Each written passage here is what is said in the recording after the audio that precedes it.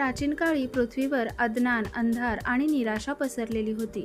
लोकांच्या जीवनात ज्ञानाचा प्रकाश नव्हता. सृष्टी निर्मितीनंतरही मानवाला बोलण्याची कला, संगीत, लेखन आणि विचार करण्याची योग्य दिशा मिळालेली नव्हती. तेव्हा भगवान ब्रह्मदेवानी सृष्टीकडे पाहिले आणि मानवाचे हे दुःख पाहून त्यांना करुणा आली. त्यांनी आपल्या कमंडलूतून पवित्र जल पृथ्वीवर शिंपडले. त्या जलातून एक दिव्य तेज प्रकट झाले आणि त्या तेजातून माता सरस्वती प्रकट झाल्या.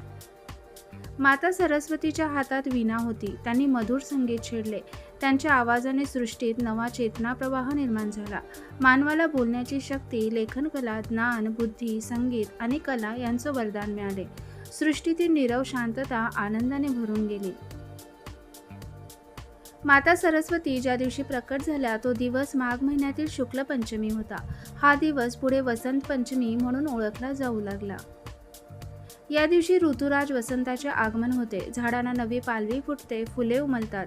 सर्वत्र पिवळ्या रंगाचे सौंदर्य दिसते. पिवळा रंग ज्ञान, उत्साह आणि समृद्धीचे प्रतीक मानला जातो. त्यामुळे वसंत पंचमीच्या दिवशी माता सरस्वतीची पूजा केली जाते. विद्यार्थी, कलाकार, लेखक, संगीतकार या दिवशी विशेषतः देवीची आराधना करतात. पुस्तके, वही, वाद्य यांची पूजा करून ज्ञानप्राप्तीसाठी प्रार्थना केली जाते.